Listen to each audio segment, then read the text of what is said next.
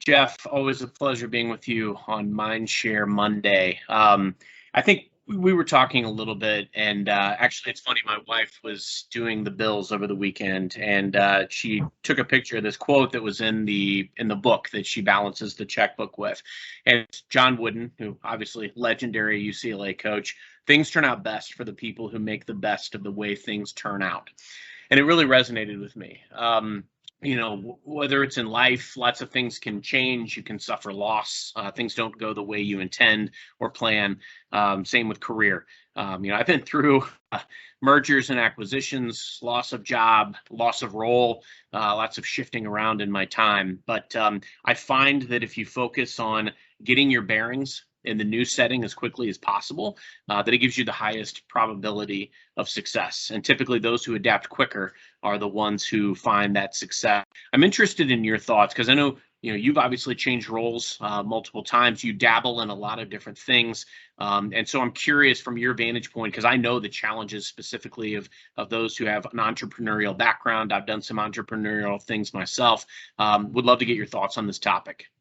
Yeah, I love the topic. It's something that I try to practice as much as I can. I'm not perfect at this, so I want to be clear. Like, there's plenty of times where I wish I was better at this, but there's a quote that I really like. I forget if it was like the Dalai Lama or something, but it's something like, if there's nothing you can do about it, why worry? And if there is something you can do about it, why worry?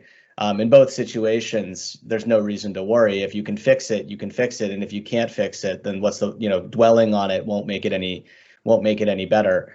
And that really speaks to this idea of there being like things that are within your locus of control. If something's not within your locus of control, then there's no real point in worrying about it. But if there is something within your locus of control, you can work on fixing it. And to give you an example of this, last year when the pandemic started, I was a little anxious actually more about like fitness. I was anxious about a lot of things, but one of them was fitness. I had lost a little bit of weight and I was looking to keep the weight off, and I was worried about how am I gonna maintain all of this good stuff that I've done being inside. And I started something called Kirchick. It was a joke. It was like a little bit of like a takeoff of like CrossFit. But I started out with some like coworkers and some friends, and we would work out every morning on a virtual workout. And eventually it became like a bigger thing. At some point we had like 50 people on the list, and we did fundraisers and things like that. We raised thousands of dollars for various causes. It ended up being a pretty cool thing. I met new people because of this. And, the alternative would have been to just do nothing and to just, accept your fate. And, I'm obviously glad that, that I didn't. I think that the same is something that I always liked as a phrase as being solutions oriented. It's one thing to kind of point fingers or to create blame when bad things happen, or if there's circumstances that you don't like. It's another thing to just figure out how do we solve the problem. And our impulse is to point fingers and to create blame and make somebody responsible because it allows us an explanation for the circumstances that we have. But when you're solutions oriented, you're more focused on what do we do from this point moving forward? How can we make it, better moving forward? And I think with that mindset comes a lot of great things. That's a forward-thinking mindset, whereas the other mindset is a backwards-facing mindset. So that's something that I've really tried to adopt when I run into conflict, whether it's with a person or a situation. I think about not what's frustrating me, but more about how can I make it better moving forward. So that's what I like to think about. How about yourself, Carson?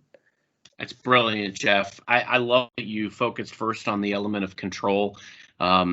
I always love picking up little nuggets from leaders that I've had over the years. And I had one 8 years ago who his big mantra was just control the controllables.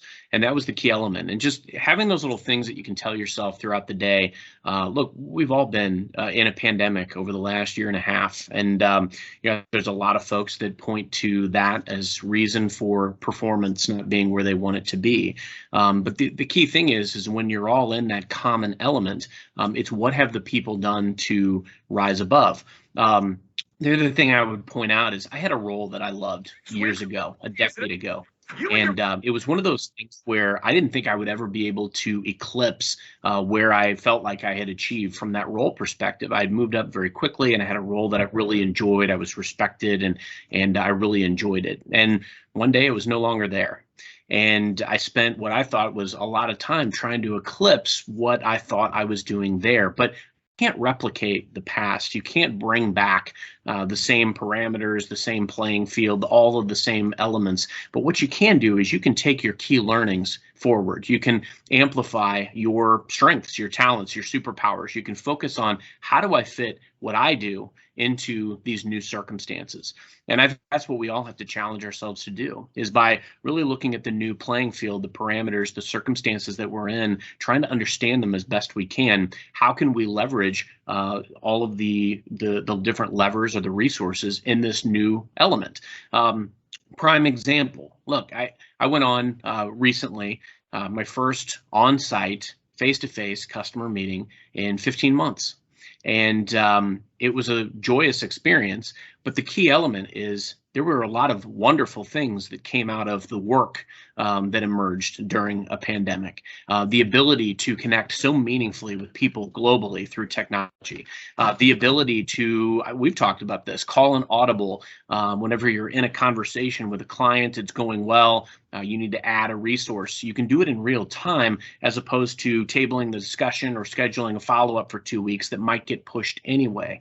So there's a lot of uncontrollables, but the things that you can control will give you that leg up and give you a better probability for success.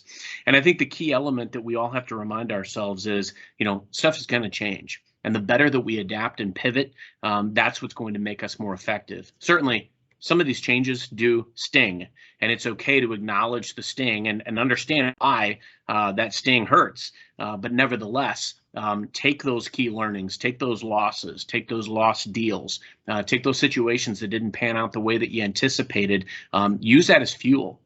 I think we've all had some interesting situations in career and in life that have really made us stop and think, or that, again, didn't go as we anticipated or hoped. But I think if you can look at the reason things might have gone the way they did, sometimes there is no reason. And when that's the case, there's an element where it comes down to eventually you have to accept that lack of reason, and you just have to do the best with what you've got.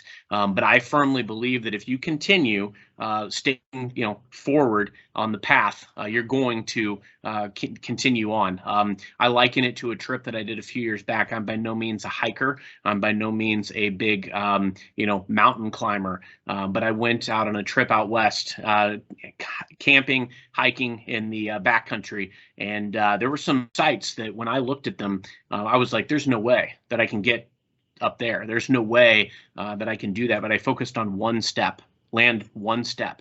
And when I did that, and I didn't look around, I didn't look back, especially, I got where I was going every time. And I think that's the same mantra that we've got to live by. So any last thoughts? No, love the hiking story though. That's a great like analogy for all of this. Glad I survived. But always good stuff. I think resilience is a key element that a lot of us have been forced to get stronger at in life and career. So hopefully this resonates with our viewers today, and hope everybody has a great week.